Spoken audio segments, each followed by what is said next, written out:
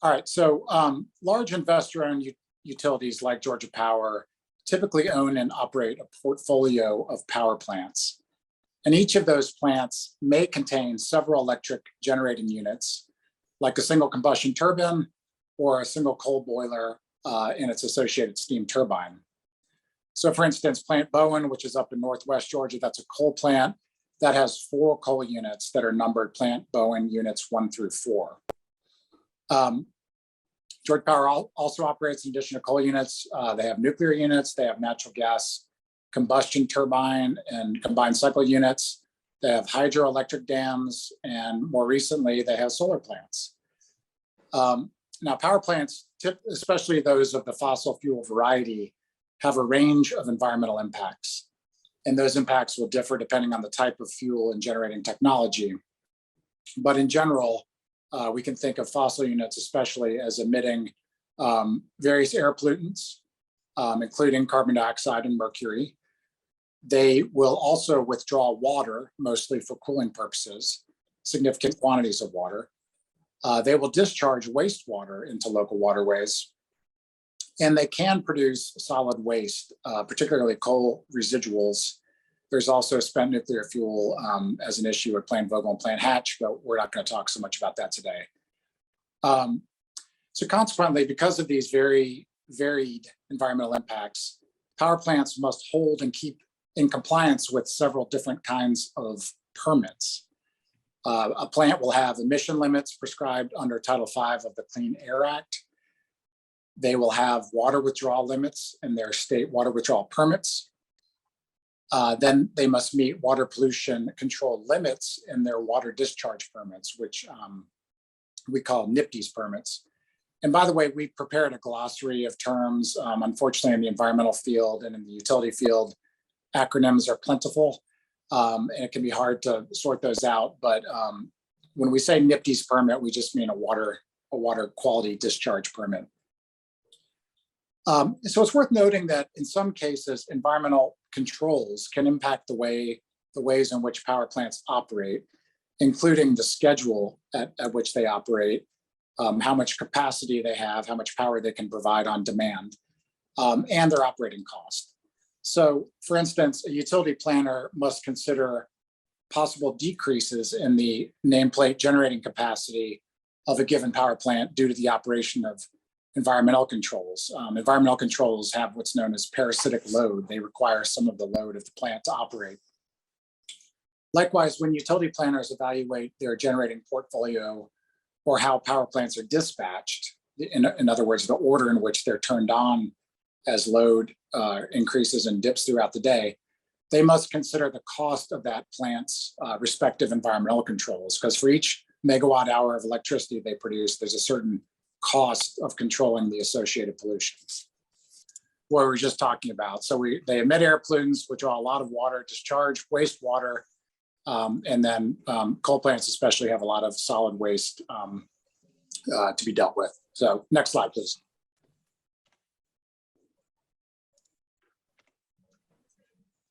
So let's dive in a bit further with respect to each issue. So first, air. Controlling statute here, of course, is the Clean Air Act, and Georgia EPD is the designated or delegated permitting and enforcement authority for the Clean Air Act in Georgia. Clean Air Act specifies for a group of 6 common air pollutants that there must be certain ambient air quality standards in each state. In essence, states must limit the total atmospheric concentration of these pollutants from all sources, including power plants. So the criteria pollutants that are most germane to what utility planners must deal with and address are nitrogen oxides, which we call NOx, and those are pollutants that contribute primarily to the formation of smog, also ground level ozone is another term for that. Sulfur dioxide, which we call SOx. You might be sensing a Dr. Seuss theme here. That occurs primarily from the combustion of coal that has sulfur in it, and that, of course, contributes to acid rain. We have particulate matter or soot, which can be both coarse and fine. The smaller, the worse it can be for human health because it can get into the lungs and penetrate the brain. And And then we have mercury and various toxic metals that are of concern to coal combustion. Mercury is deposited into waterways and bioaccumulates in fish, which can then be harmful to humans who consume them. In 2011, EPA put forward its mercury and air toxics rule, which was a major regulation that affected the utility industry. And mercury as a toxic air pollutant is regulated under a different part of the Clean Air Act than the ambient air quality standards. And then we have carbon dioxide, which is the most prolific of the various greenhouse gases. And while CO2 is a concern to utility planners, it's not addressed in the same way in the IRP as other air pollutants, which we'll come back to in a second. So air quality compliance is a longstanding and significant issue for Georgia Power and other utilities. Georgia Power has had to install very expensive pollution controls. It's called SCRs when you're controlling nitrogen dioxide. It's called scrubbers when you're controlling SO2. But they have to put these massive and expensive controls on their units to meet the terms of their air quality permits. And if you've ever gone to a plant like Plant Bowen, the staff will point out that these air pollution control devices at the plant physically dwarf the plant themselves. They're major investments. And the utility recovers the costs of these air pollutant controls from ratepayers. I'm going to speed up a little bit, folks, just to keep us on schedule. So the IRP, importantly, is where Georgia Power comes in and justifies or tries to the costs for which it plans to ask recovery in the upcoming rate case. So you do have this bifurcation of the environmental strategy being presented in the IRP, but the dollar amounts not really being addressed until the rate case.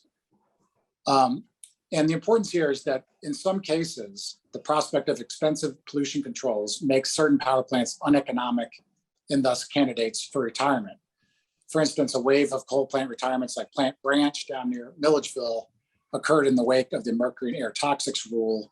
And now we're likely to see some additional coal plant retirements that come about because of additional EPA rulemakings that address wastewater discharges from coal plants. Now let's talk about water. So the primary issue here is water quality. Power plants discharge wastewater into local water bodies, so they must comply with the terms of their NIPDES permits. Effluent limitations set forth in those permits are the primary mechanism for controlling the amount of pollutants that can go into waterways. And we call those ELGs, and that's the recent rule I was just mentioning that is probably going to trigger some additional coal unit retirements. So ELGs are a serious compliance concern. We've talked about the mercury and air toxics rule. The new rule for ELGs addresses the scrubber wastewater and ash transport water. When they move ash around the plant, that water gets contaminated and they have to control for that as well. And we do anticipate that we'll see some coal unit retirements next year, specifically because of that ELG rule. Now, one water quality impact that power plants have had in the past is discharging heated water into rivers and streams. But environmental regulations have forced the installation of cooling towers, in many cases, leaving much less of this once through cooling water at power plants. But there's a trade-off here. While plants with cooling towers typically withdraw less water and the water they return has been cooled sufficiently, their consumptive use of water is higher. You have more evaporation of water and therefore less water being put back into the river or stream for downstream issues or for uses, excuse me. And that brings us, that's a good segue to the next issue, which is water quantity.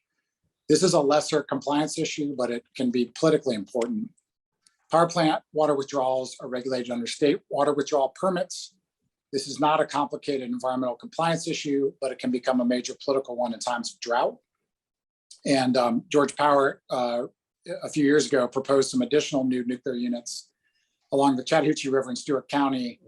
And that turned a bunch of heads because Georgia was already in the midst of its lawsuit with Florida before the Supreme Court over water use from the Chattahoochee.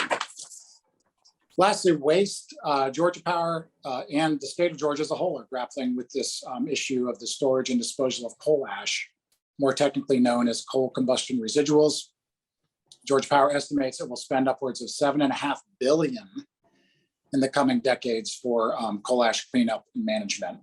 And this was a big issue in the last IRP. It'll be another big one this time and probably for years to come. Next slide, please. So in January, Georgia Power will file a bunch of documents to initiate the IRP. One of those will be an environmental compliance strategy document. It's about 100 pages long, and it will address all the issues that we're talking about today. It'll have an air compliance strategy, a water compliance strategy, and a waste compliance strategy. And there will be some discussion of the dollar amounts associated with controlling for those various pollutants. And one of the key purposes of making this filing is that Georgia Power wants to get the PSC's implicit approval of their compliance strategy and the costs associated with it. But it can be a bit of a shell game because the costs may not be as defined as they will be in the later rate case. But if you try to talk about that in the IRP, they'll say that's a rate case issue. And then once you get to the rate case, if you say, wait a minute, we're not so sure about paying all this money for the coal ash, they say, well, we talked about all that in the IRP and the PSC's already approved it, so we can't have that discussion now. And as some of y'all may know, Sierra Club challenged the coal ash compliance strategy, got an unfortunate result from the Court of Appeals, but it, I think announced just yesterday that they plan to appeal that decision up to the Georgia Supreme Court. Next slide, please. So lastly, let's come to the issue of climate. In general, past IRPs only address climate change tangentially, and that's for a simple reason. There simply aren't federal laws or regulations yet that mandate compliance with greenhouse gas reduction targets, and Georgia Power will note that when it files its environmental compliance strategy. Nevertheless, they pay very close attention to what may or may not happen, and they seem to understand that more regulation is on the way. And of course, Southern Company has now announced its own goal for net zero carbon by 2050. Although we often find there's a mismatch between what the parent company is saying and what the retail operating companies actually do in proceedings like the IRP. But carbon will show up when they do their so-called scenario modeling. So they have something called a mix study where they try to say what's the right mix of generating units that we need to have in place to meet projected customer demand for electricity. And when they do that mix study, they look at various future carbon price scenarios ranging from $0 per ton up to $20 per ton. And those scenarios are intended generally to account for the cost impact of any number of potential carbon pricing or regulatory approaches. Now, in the face of this regulatory uncertainty, no one's sure exactly what will happen with regard to CO2 and greenhouse gases. Georgia Power likes to talk about its past performance. And it is true that with the transition from a predominantly coal fleet to one that's now more reliant on natural gas and then also renewables, they have reduced their carbon emissions, but there's going to be more work to do if they're serious about getting to net zero by 2050.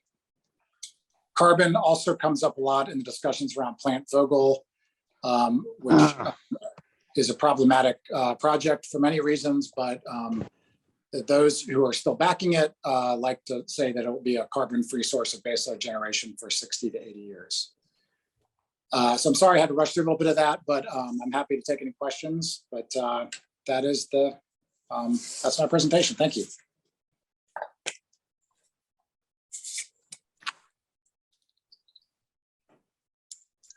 Thank you so much, Kurt. I think we'll save Q&A until after Dr. Brown's presentation, and maybe we can have the two of you field Q&A as time allows. So we'll like to pause here, get the next slide deck up, and I'll make a brief introduction.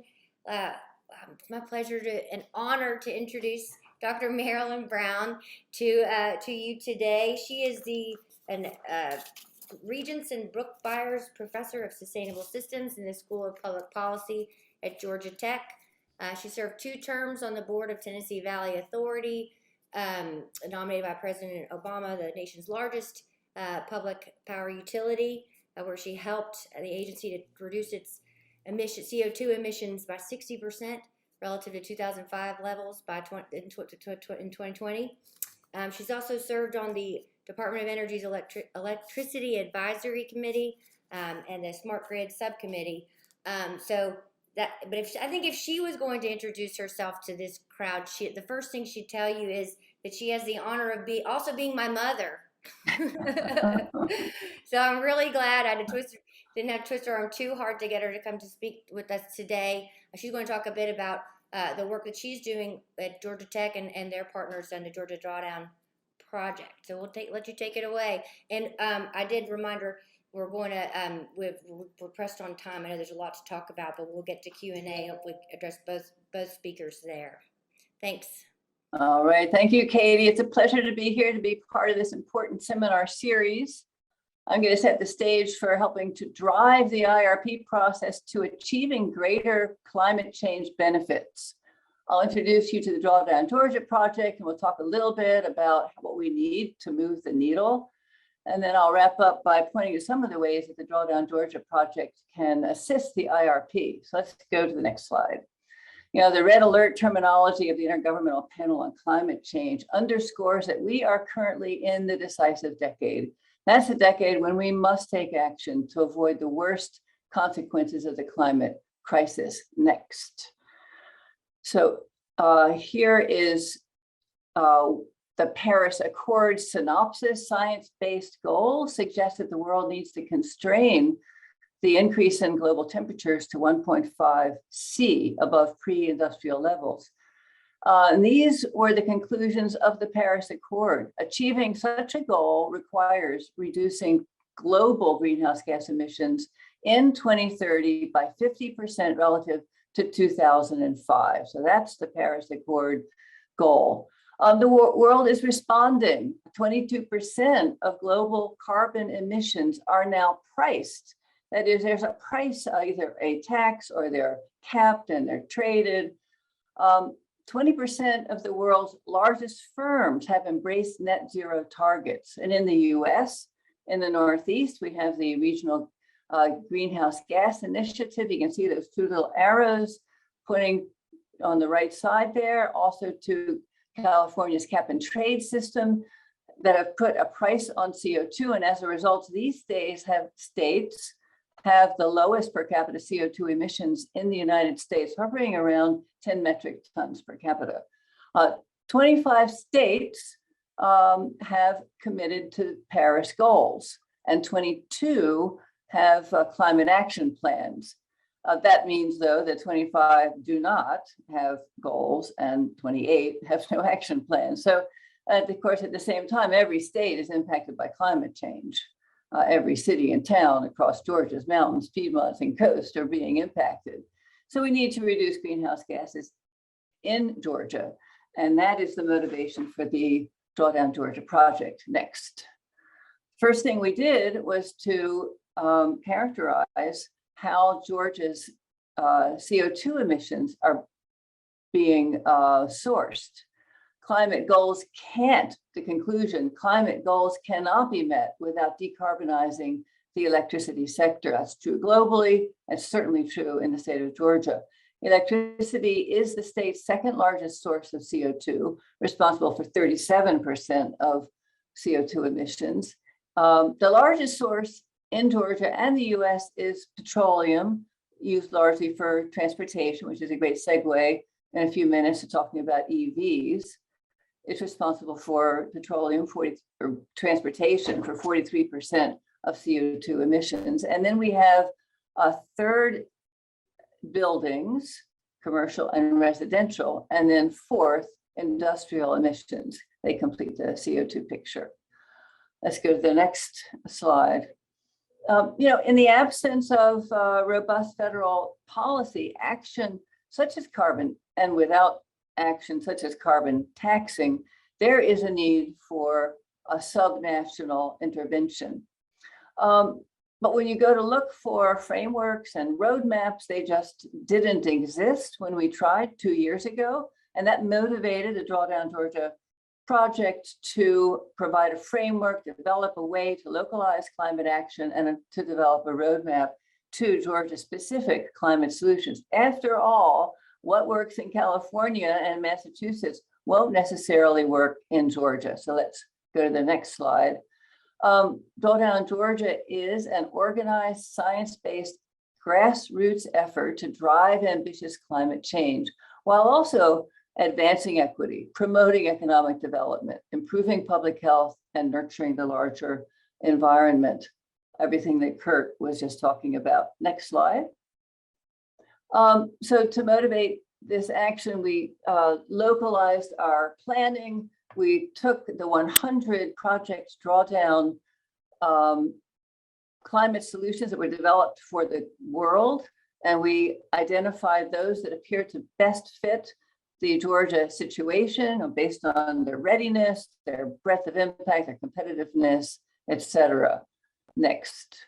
The final selection is shown here, divided by sector from spanning electricity, transportation, food and ag, buildings, materials, and land sinks.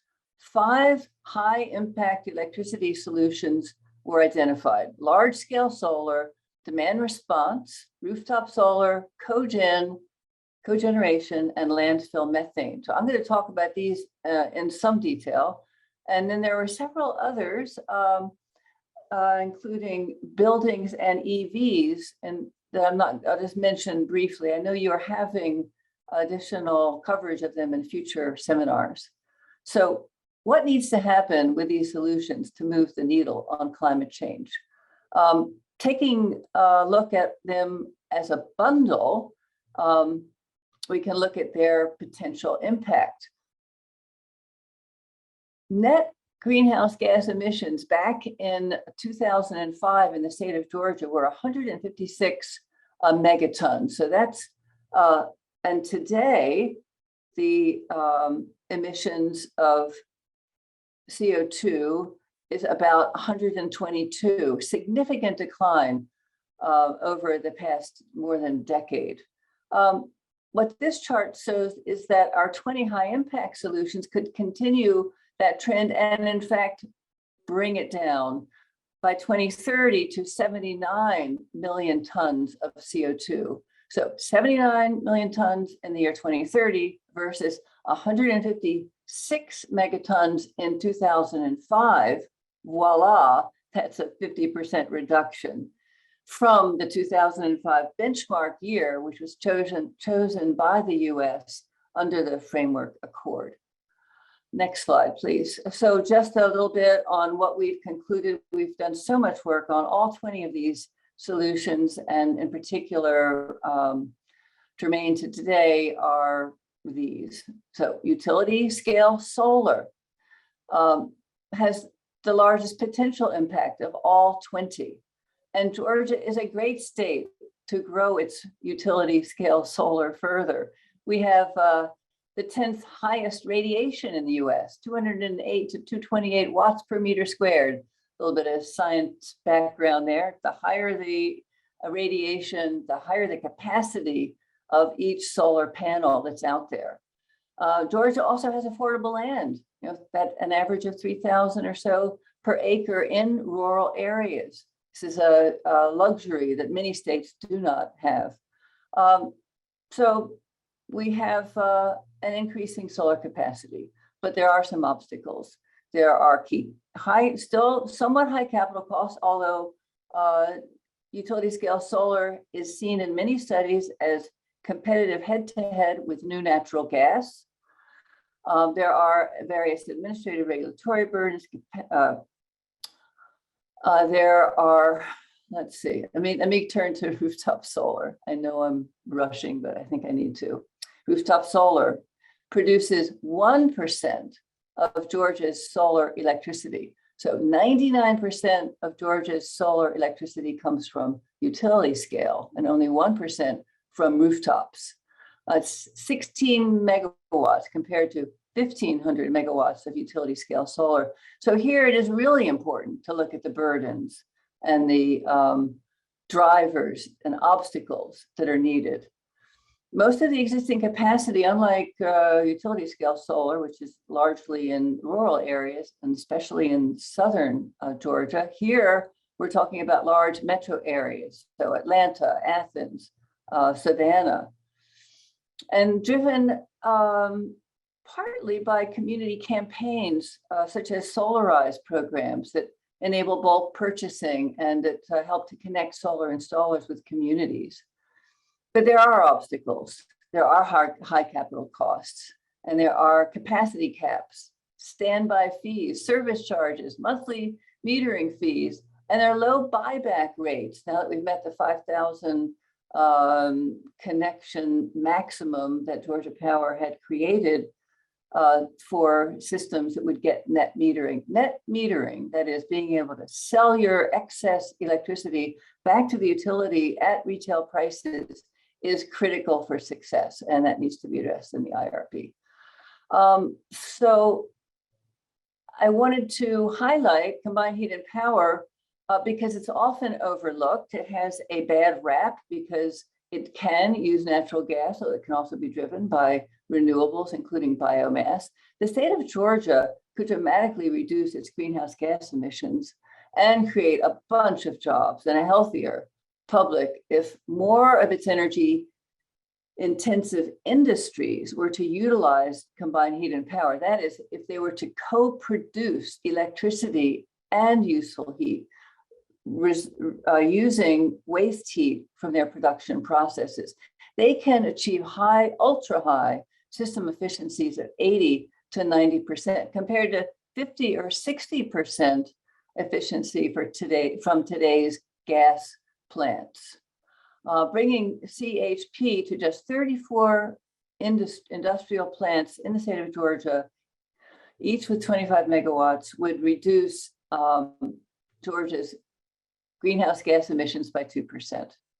Good examples of this in Albany, Georgia, other examples being discussed by General Mills, for instance, in the Covington facility, which makes my favorite cereal, by the way, Raisin Nut Bran. Anyway, demand response, the next slide. So we also do have to talk about the demand side. With a combination of innovative rates and direct load control of heat pumps, water heating, air conditioning, electric vehicles, charging, demand response, all of this package provides power to enhance system reliability and resilience and reduces CO2. System peaks can be clipped by providing better signals to consumers with rate structures and also through direct load control, because it's the peak where the most pricey and dirtiest power tends to be used. Demand response changes the standard electricity usage patterns of consumers, and it allows everyone to benefit from this particular climate solution because it is so affordable that rates could drop. That's the same with combined heat and power. Rates could drop across the board for all rate classes. So let's go to the next slide. Now we're going to talk about what kind of resources the Drawdown Georgia project can provide to assist with the integrated resource plan. Let's go to the next slide and you'll see this is a picture of an interactive dashboard, which will be releasing in mid-January. After all, you can't manage what you can't measure. So with this dashboard, all 159 counties of Georgia will know what their total emissions are and where those emissions are coming from. By the way, Georgia has more counties than any other state in the US. So this is fairly granular data, and it will be at the monthly level. We're also going to talk about present metro averages as well. So with this tool, you'll be able to hover and see your county, look at its composition, where these emissions are coming from. Let's go to the next one. We're also going to be providing dashboards for individual solutions. I'm showing this one for electric vehicles.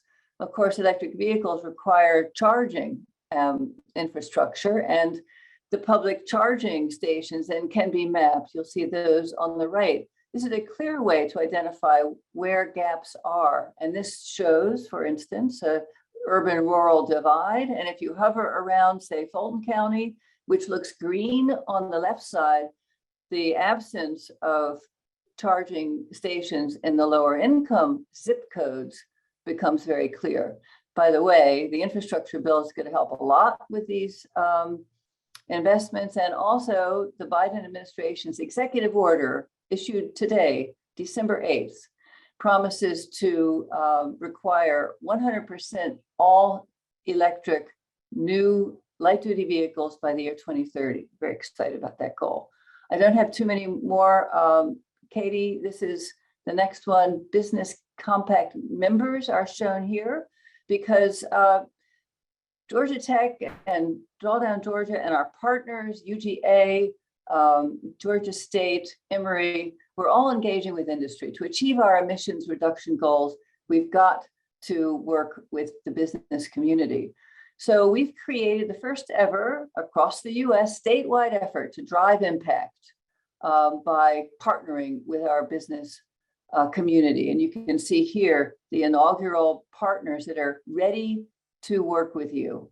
And then finally, last slide shows you that we have a bunch of other resources, and one is a survey that was completed this fall, which looks at attitudes of the Georgia public toward these solutions as well as policies. And you're the first to see and to be able to enjoy one of the findings, which is shown here. From left to right, you see what is your view on Georgia's setting an emissions goal for carbon, a statewide emissions goal by party affiliation: blue, Democrat, red, Republican, and all in between levels of partisanship. So left to right, left is oppose, right is support, and the middle is neutral. And you can see that there are dominant partisan support for a statewide goal shown very clearly in those three right bars. So thank you for letting me share this with you. And this is just a summary of who we are, where you can go to get more information. Thanks, Katie. Thank you so much for sharing, Dr. Brown, Mom. As that was a lot to share in a short amount of time. We do have 5 minutes. If we can put up Kurt and Dr. Brown. I know I've seen some questions. Well, and I don't know the answers to all these questions, so I think we're going to throw some curveballs your way. First question I see from Scott Presson: I think this will go to Kurt. Does the Public Service Commission have current legal authority to demand in the IRP process that Georgia Power act more urgently in transitioning to 100% renewable energy in response to the climate emergency? Great question, Scott. Unfortunately, I think they don't. I mean, they can certainly reject the IRP, and the standard for approving an IRP is unfortunately not that strong. But I'm just looking at the statute here. The commission is supposed to find that the plan adequately demonstrates the economic, environmental, and other benefits to the state and to customers of the utility associated with such things as improving energy efficiency, pursuing non-traditional generation sources like solar. So in theory, the commission could say, well, you put this plan forward, but we don't really like it because it's not doing enough to address carbon. And we are starting to see in some other southern states now that commissions are getting a little more aggressive and rejecting IRPs and telling the utility to come back with something better. But that's generally occurred when there is a state law in place that sets some kind of carbon goal as kind of a backstop to that. I think that with the existing authority we have, it would be probably pretty extreme if the commission were to try to assume that role. And to my knowledge, they've never rejected an IRP before. If I could make just one other point though, the reason we have an IRP statute is because Plain Vogel units 1 and 2 ran so far behind schedule and cost so much.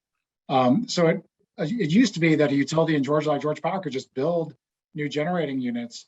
It wouldn't have assurance of cost recovery, but it would build them, and then it would come to the commission and say, hey, let us recover this from customers.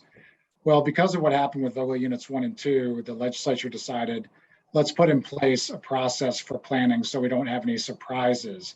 So part of what can happen in an IRP is Georgia Power will say, we have this need in the future for an additional generating resource like Plant Vogtle, or some gas units or solar, whatever. But those come up in the IRP and the commission gives approval for them, which is called certification.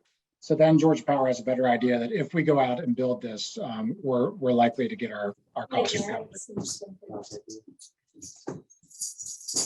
So in the 2018 IRP that can I speak? Do I need to?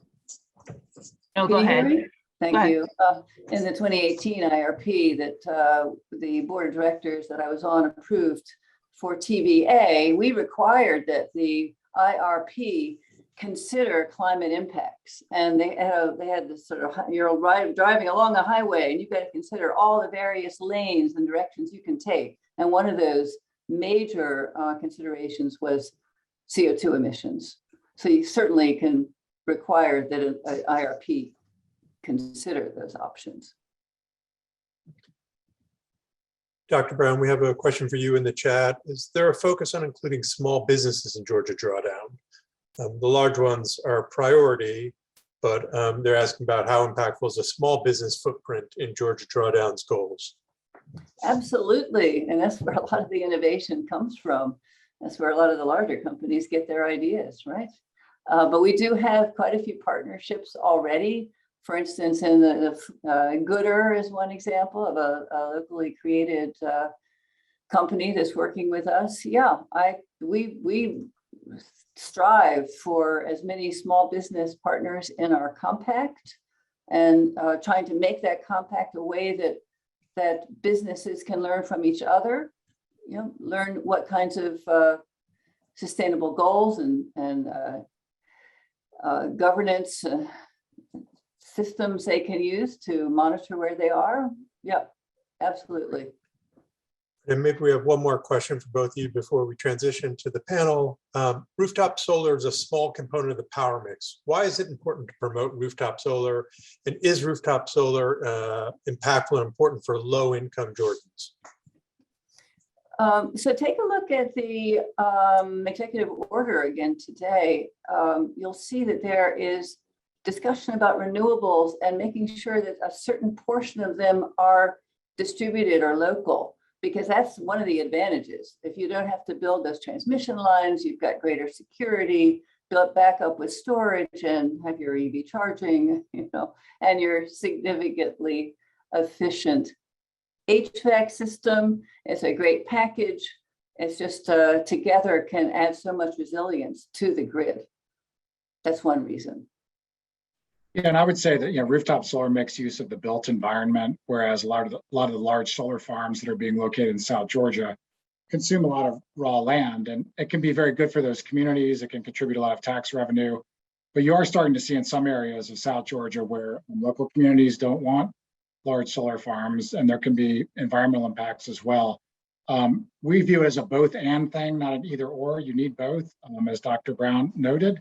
But you know, there's so much available roof space across Georgia, and most of it is in these load centers like Atlanta, where, as Dr. Brown noted, you conserve load without having to build a lot of new transmission and distribution. And transmission, especially, is a growing part of the cost that Georgia Power is increasingly passing on to customers.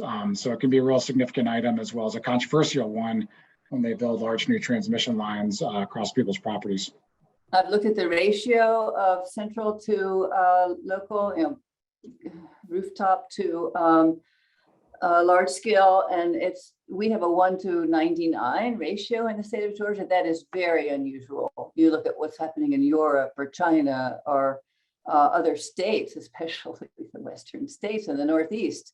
You know, they're at the 25 to 30% range. So, you know, we ought to at least understand why if we think only 1% is the appropriate ratio. I think it would be hard to justify it.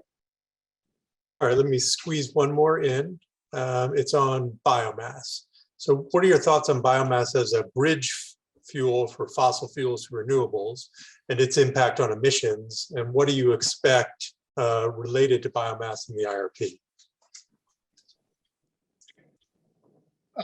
Our commissioners do like biomass, so we might see something. In the past, though, biomass hasn't gotten very far because it's simply not cost effective. It's also not, in my view, a good climate solution because burning wood for electricity actually releases more carbon dioxide than even burning coal. And the argument that you get it back assumes that you have time to get it back by growing trees that will store as much carbon as the ones you burned. And that's not, we don't have that kind of time. So that's not a good assumption. I'd much rather see, I mean, Georgia has a huge forestry industry. I'd much rather see the industry move more towards laminated timber in building, like at the Candida building at Georgia Tech, because then you're storing carbon and you're also avoiding the emissions associated with cement and steel. I agree. I like the move to wood products better than the harvesting, and the costs head to head are not favorable. Plus, you do have to take 10 years to grow a new loblolly pine. So you've got that period of a net penalty. All right, well, I think we still have a little bit of time. SB 299 was introduced in the last legislative session, so it's still alive for this upcoming legislative session. It's a bill related to solar and does a number of things. Do you have a sense, will SB 299 and the debate of it during the legislative session have any impact on the conversation in the IRP? I hope so. I think so.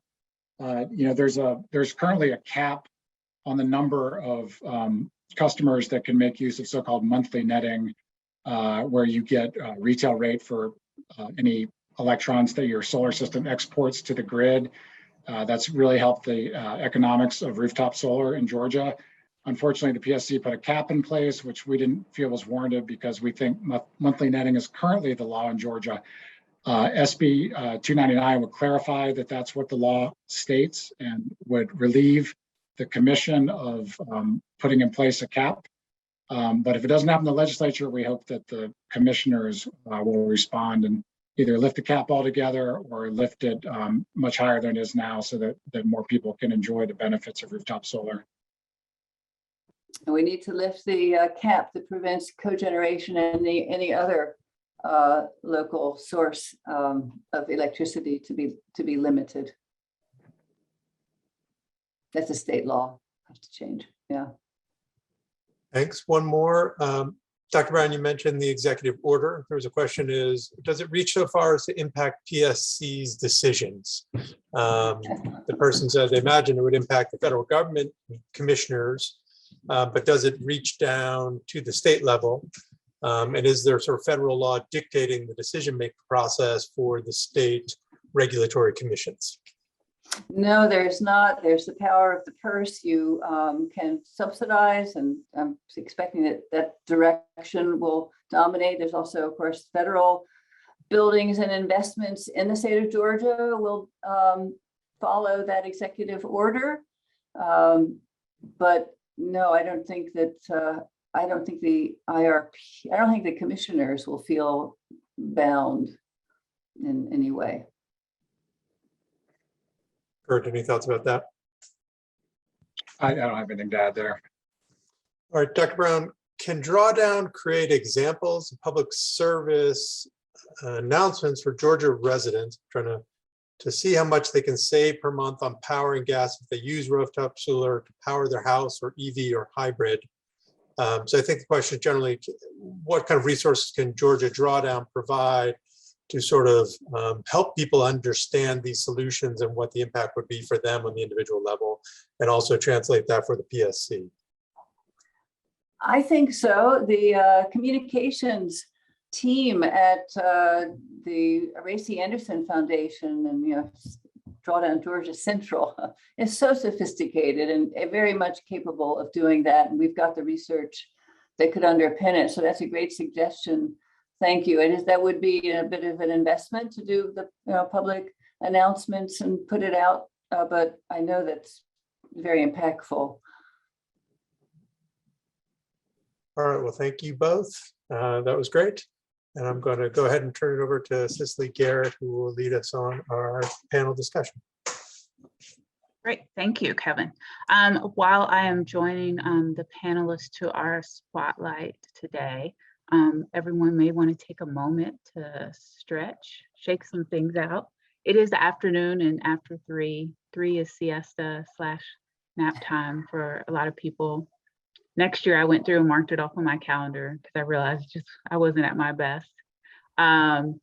So coming to the stage, our virtual stage, we have 3 wonderful panelists with us today.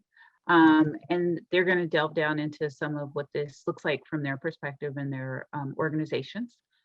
So we have Christina Cummings, who is the Vice President of Operations for Partnership for Southern Equity. In addition to a lot of the infrastructure work at Partnership for Southern Equity, she also leads their Justice 40 work, which we'll hear more about during the panel. We also have Neil Sardana, who is here on behalf of Sierra Club, and he is their Georgia Beyond Coal organizer. And we are excited to have Neil here. He spent over 15 years fighting for human, social, and economic justice rights. So he brings a wealth of knowledge to the stage. And then we also have Jeanette Gayer. She is the State Director for Environment Georgia. She also too has a wealth of information and background in her suitcase with policy development, research, outreach, legislative advocacy throughout Georgia and over the years on behalf of Environment Georgia. So we're excited to have her with us as well.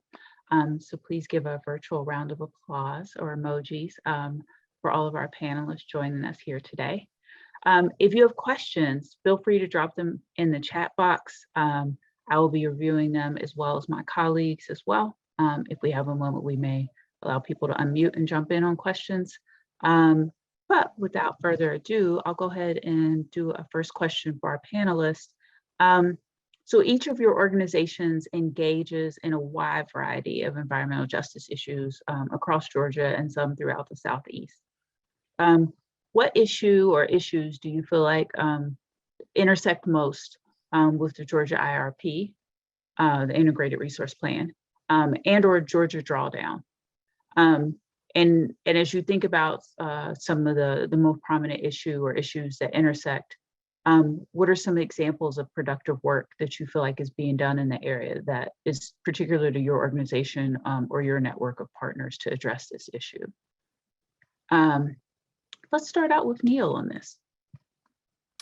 Thanks, Cicely. Yeah, so as a part of the Sierra Club, we've built, so we've been working on issues of toxic coal ash cleanup in the state of Georgia now for some time.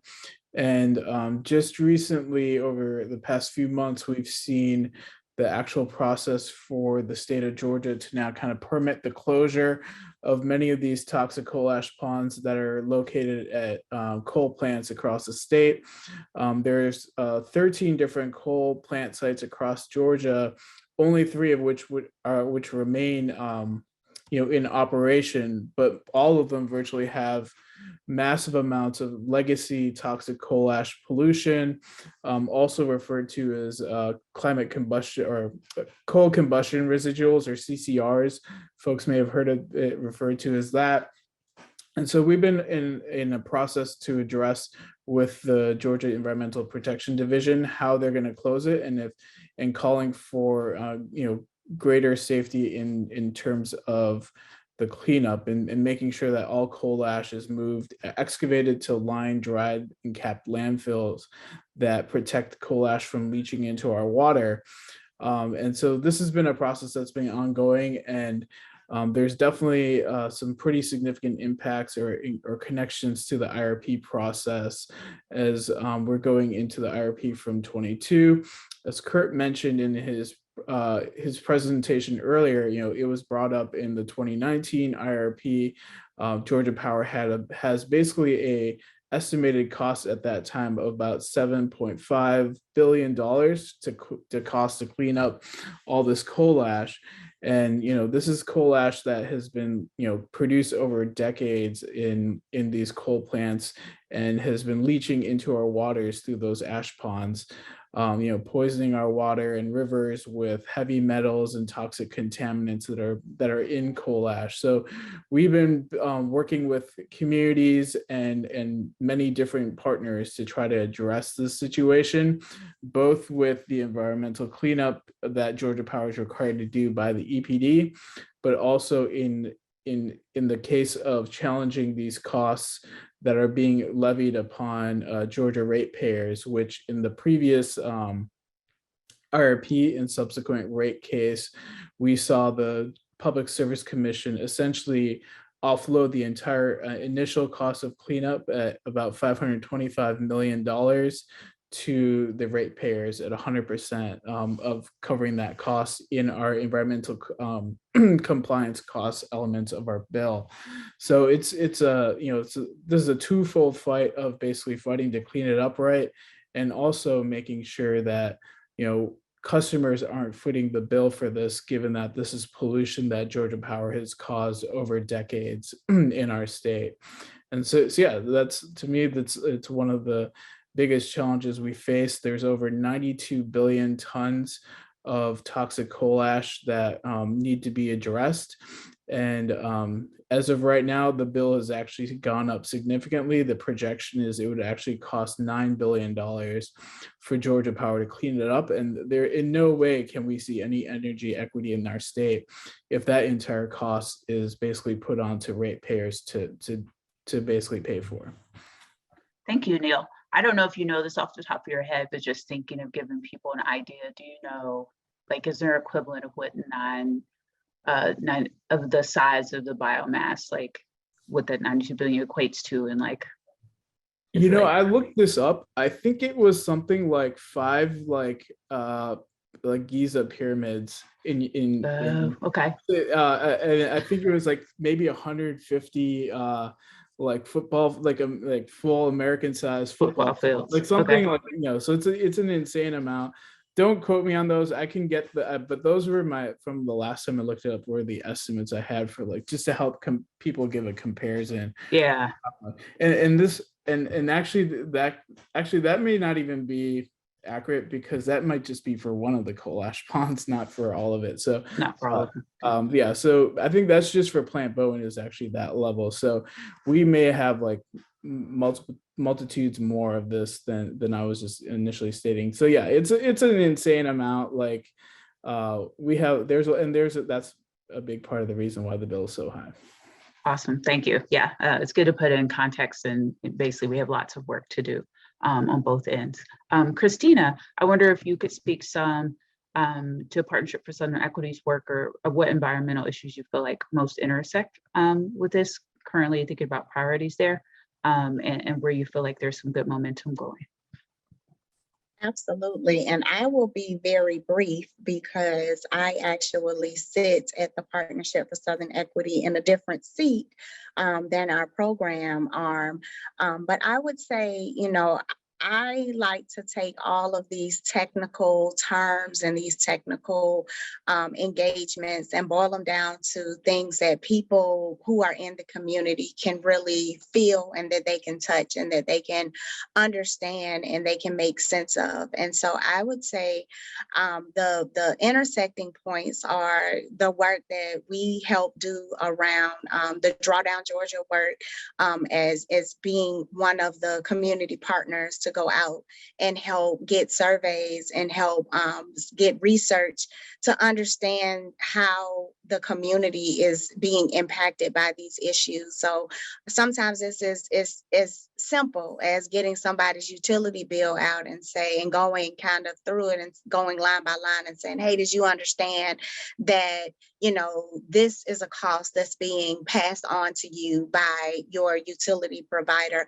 and then take it in those small chunks to link it back to the larger policy implications of what does it mean to even have an IRP process, to have public service commissioners that are elected officials that basically have a stewardship and a responsibility to really look after the interests of community, but they don't necessarily, most people don't know who their public service commissioners are.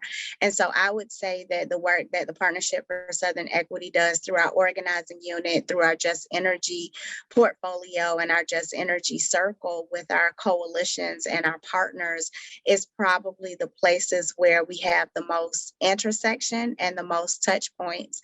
And then a little later, I'll talk about the work that we're doing as a core partner with the Justice 40 Accelerator.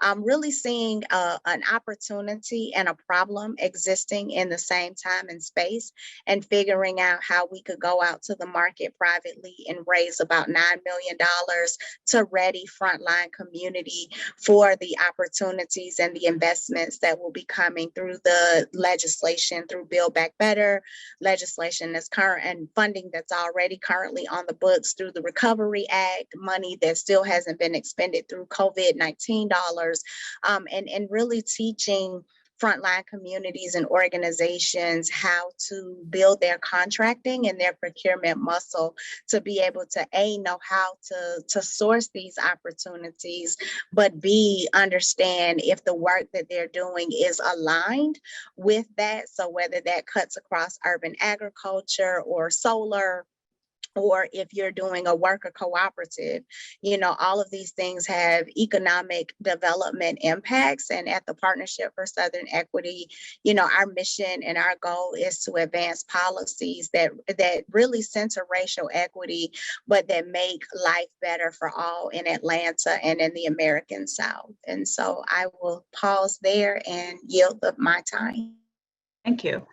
Yes, I think both you and Neil both highlighted the importance of also beginning to change the landscape about not thinking about people as just passive consumers in this, of people just paying and taking things, but how can we participate in the full green economy, and then also be full participants and not just sort of pawns in this, about how people are informed, how they are engaged, and what these things mean for them, not just from the environmental impacts on them, but from the financial impacts and what that looks like long term.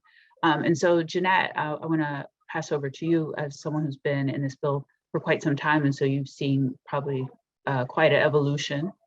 Even though there's still work to do, I would imagine. I feel like we're still further along than one could have imagined, maybe perhaps 10 or 15 years ago. But if you could speak to, from your organization's perspective, where you feel like this most intersect, and some work that you are excited about that is currently going on. It's true. I can remember the days when talking about a megawatt of solar in the state of Georgia made you crazy. All right, so Environment Georgia, we work in this space in a couple of different ways. So one is we work with cities to push them to adopt aggressive clean energy goals. Usually that looks like 100% clean energy, and help them move towards that. We work with communities to help run solarize campaigns, which are bulk purchasing programs that Marilyn was referencing earlier. And today I really wanted to focus a lot on our work around air pollution and cleaning up the air that we all breathe. So Cecilia, I have a chart. I know I wasn't supposed to do a PowerPoint, but I have a quick chart. Is it okay if I share my screen real quickly? I think Katie gave you permission, so you should be good to go. Yeah, okay.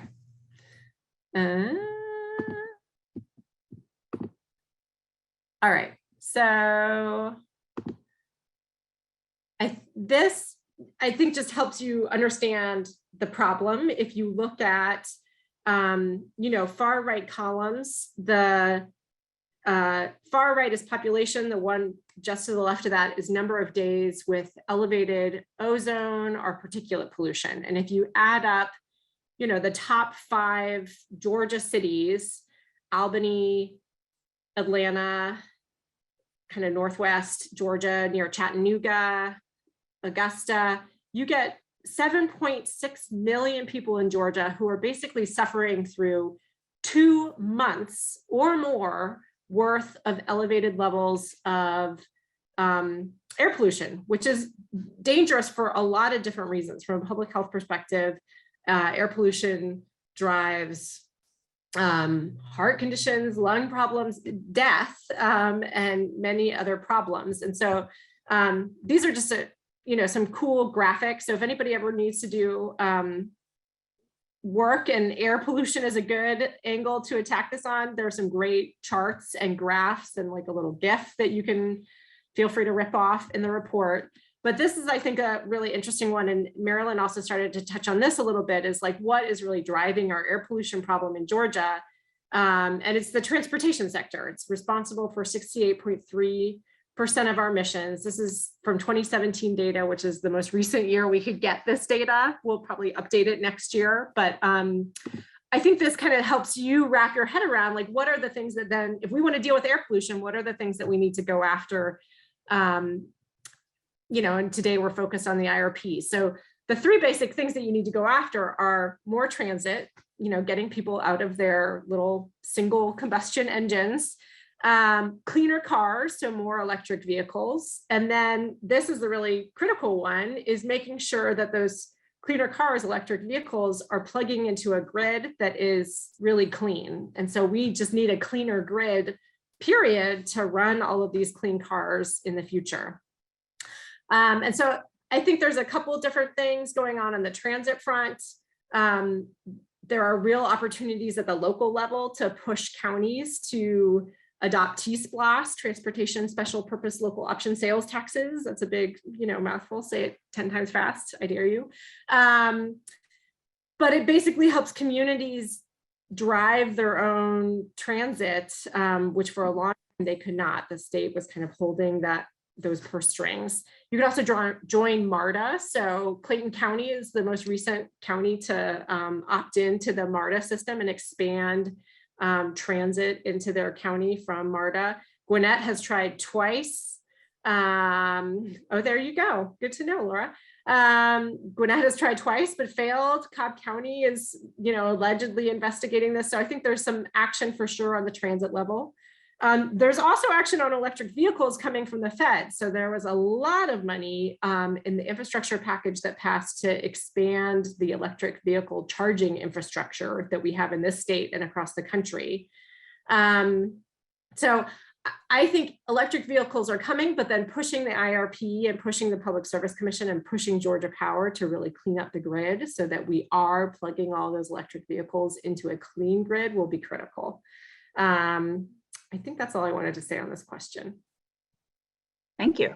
Yes, and crowd participation question in the chat box. This goes to also just a level of awareness and how information is shared. If you're on the webinar today, if you check your bill, or has anyone seen their bill and actually paid attention to how much you are paying in environmental compliance cost recovery each month? And if so, drop it in the chat box. Thank you, Kevin, for that question. And so, speaking of other sort of civic engagement in public, we just recently finished the local elections, but we have another big election upcoming for us. It's apparently heating up daily. More and more people are jumping in. I don't know, maybe someone on this call will announce that they're jumping into this before it's all over with. But I wondered for the panel, and just thinking about, I think, one of the ways in which we become, this becomes normal and mainstream and not an aside issue, is being able to translate this into a way that is edible by people who may not spend their full day in it like we do. And so thinking to public officials and other people who we need to champion policies that support our work, if either of you were trapped in an elevator, say, with some of our proposed candidates for governor, what would be your elevator speech? What's your 1 to 2 minutes you have with them about what you feel like is the most important environmental issue and solutions that they should support in their upcoming term? Who would like to go first? I'll go. So I'm a lobbyist, a registered lobbyist. Oh, there you go. So you're good at this. There you go. I'm not good at this. This is like something that keeps me up at night, is what would I lobby on? Because there's obviously a lot of things, but we'll assume that I decided I wanted to lobby on air pollution. And then obviously I think I would tweak my pitch based on, which candidate for governor I was talking to, I'd lead with, one of the strong facts, the one that I just laid out: 7.6 million people suffer through more than 2 months of elevated air pollution levels. I think it's really a powerful stat. And then I think I would actually pitch them on more of a state legislative ask. Is right now electric vehicles are saddled with a really high registration fee.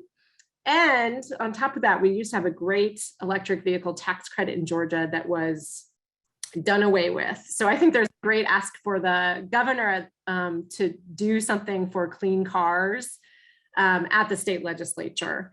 And then I think there's a great argument to be made, if it's Governor Kemp, I think I would talk about how this would help businesses. So there are actually parts of the state that are out of attainment, which means the air is so bad they can't increase emissions. So they can't build new factories, new industries without reducing air pollution emissions first.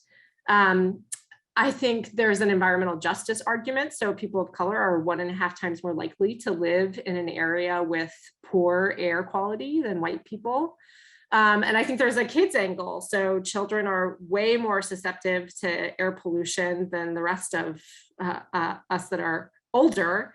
So I think I would kind of choose from one of those three based on which candidate I was talking to really drive home the need to do something. I'll go Thank you. next because I Okay. will dovetail on what Jeanette said. And of course, I'll go behind the lobbyists. But I think if I were trapped in an elevator with one of the gubernatorial candidates, I would make it personal. I would talk about the fact that my daughter has asthma and that she's had asthma since she was a baby. And we found out that she had asthma because we had an emergency and had to go to when she was 1.5 years old, and we had to go and she had to be hospitalized for 4 days. And so I would, tug at the heartstrings of that candidate to ask them to really get at their humanity. I mean, I can always make a good and strong economic development argument about how, an investment in a clean economy is good for the people, it's good for the planet, it's good for profit, and it's good for business. But I think I would bring it home and layer that into Jeanette's argument around how 7 million people across this state suffer with poor air quality for at least 60 plus days out of the year. And I think those are just very compelling statistics. And I would go into that elevator armed with my facts, and I would come out with hoping that they would be, wanting to feel sorry and cry and feel like and feel inspired and want to go back and make legislative changes to do something else to fix other families that are like mine. Thank you. Neil. Yeah, I mean, I think, so I think there's an interesting story in relation to coal ash where back in 2019, several residents from Juliet, which is basically where Plant Share is located, basically did a big trip to the Capitol during the legislative session, and several of these residents are ones who their well water in that community has essentially been poisoned by the coal ash at Plant Share. Many of them had severely elevated levels of toxic metals and like hexavalent chromium and other types of poisonous metals, arsenic, mercury, lead, you name it. There's all sorts of bad stuff in coal ash in the water. It pollutes. And they essentially went to approach, the governor, because this is a very conservative community. They very much supported him in his previous election, calling on support from the state to address this issue and to make sure the coal ash gets cleaned up. And it seems like what happened was the state, many of the elected officials there, including the governor, kind of just ignored them and ran and hid from them and their presence in the Capitol. And so if by any chance I had the opportunity to force these people to hear the voices of those who are most impacted, those who've experienced sickness and death and loss of their families from this issue, absolutely it'd be important to get their voices and their faces and their stories right into the face of our governor and the EPD and everyone else who has a role in playing the decision for protecting our water and our environment, and our people's health. So, absolutely, our elected officials are often running scared from us because of this, because they don't want to be held accountable, because they don't want to see the ends of their choices. And, we just need to keep making sure that the impacted people's voices are heard. Thank you. If you have any questions in the audience, feel free to drop them in the chat or raise your hand and I'll acknowledge you so that you can speak your question out loud. So in addition to the governor, just thinking about the state as a whole, because I feel like sometimes, and I would say, the past 4 or 5 years have definitely been indicative of that, when people have focused so much on national and even government and they forget about their local community and those who affect your life. People running for city council have an effect on what it is. And, you only need a couple thousand votes to be a city council person. So people aren't as engaged about who really impacts your daily life. And so in thinking about, in addition to the governor, what are some other key public figures or public offices that you seek to engage support for environmental justice issues? I'll go first as a recovering bureaucrat and somebody who worked inside of local municipal government. I think my first relationship that I would try to make is with the executive assistant or the person who keeps the calendar for the council person, because they are the person who has all of the power and all of the ear and the access to that elected official. And that would be my strategy to really push that issue. And then I just, try to build a relationship with that executive assistant so that they were very well versed and understood the importance of the issue at hand. And then they could kind of tee up that conversation for that elected official. Neil or Jeanette? Go ahead, Jeanette. So I talked a little bit about, I think, what some of the opportunities are at the state legislature, but I will just double down on, I think local government has a huge opportunity. There are, there's a lot local governments can do to clean up transportation just from, cleaning up their own fleets and leading by example.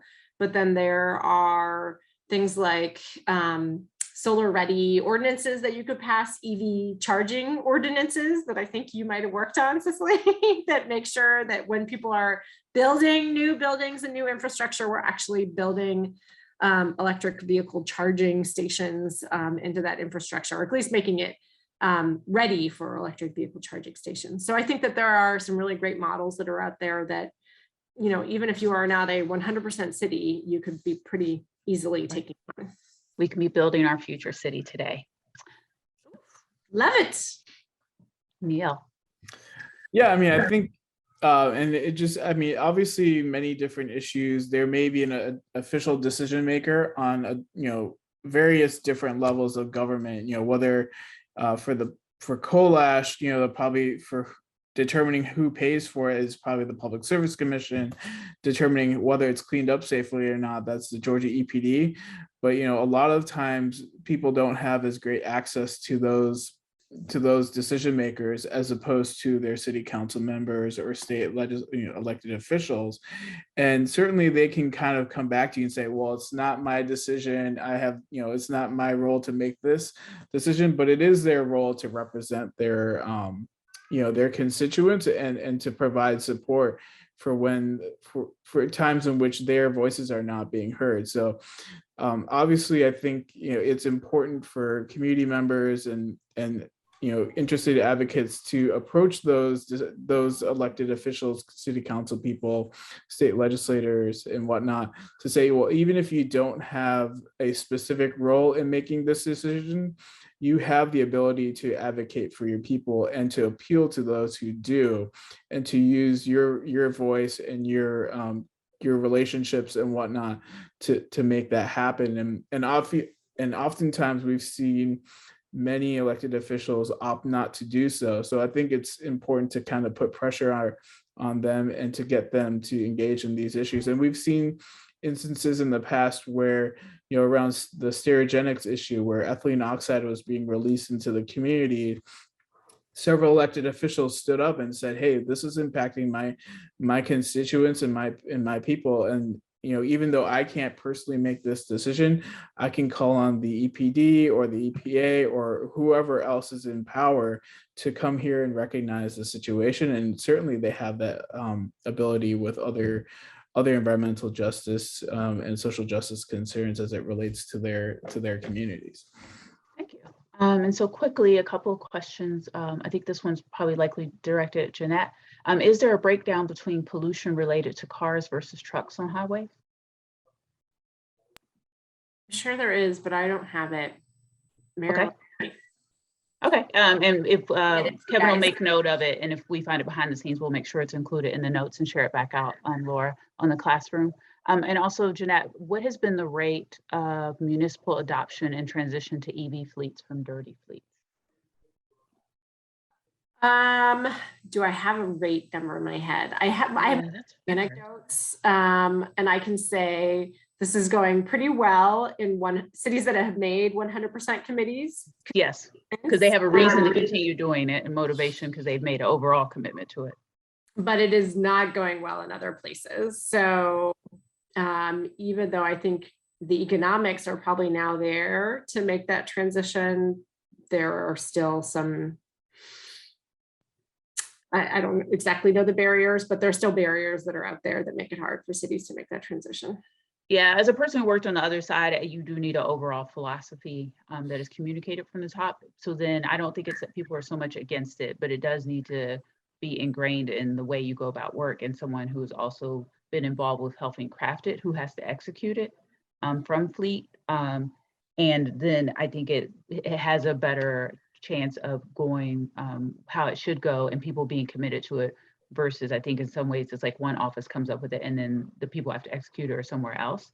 And maybe not a fundamental understanding and sometimes respect for each other's work and what it is they're trying to achieve, and less of a lack of support for electric vehicles. And I think that just goes across board with many issues. This is the final thing, and then we'll close out really quickly for today. But I did, I don't know if it was unintentional or just indicative of where we are. When asked about other people to engage, I thought it was ironic that none of the panel mentioned the Public Service Commission as their top people. And so as we are going into IRP, I don't know if that is indicative of how we've worked in the past or what it is that they're not at the top of the Rolodex, but just some quick reflections from any of the panel of why or why not that might be that Public Service Commission is not on tops of our list. I just assumed they were a given. That's what I was doing. Okay, appreciate that. And I was trying to take a community accessible approach, like who's accessible to you as a regular community person. And so I dropped it in the chat that you also might want to engage with people who sit on your planning commissions and your zoning review boards, because they determine what gets built in your communities, and they are regular citizens just like you. Thank you.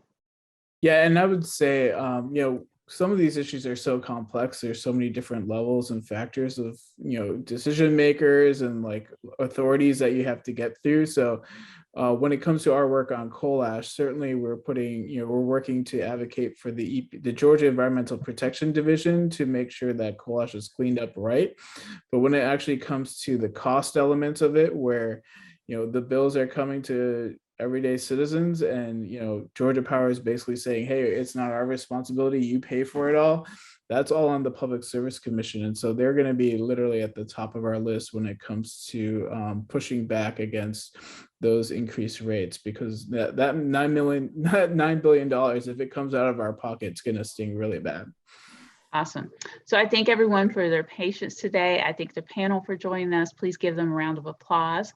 We are about 1 minute over. But in the chat box, you'll see a survey. We love your feedback. It helps us plan the next sessions and improve them. We'll also put that out on the Google Classroom. If this is your first session today, if this is your first session, you will be invited to the Google Classroom. And so you'll see all the materials, the slides, the recording, as well as a link to the survey. But if you have a few moments, go ahead and complete that. Thanks to my colleagues, Kevin, Katie O, and Katie S, for helping execute this today. And thank you again to our panelists. And we will see you next month in 2022 on the second Wednesday, and you'll receive an invite to that as well. And hope everyone has a wonderful Wednesday and holiday season. Thanks, everyone. Thank you so much. Bye, everyone. Take care, y'all. Bye-bye.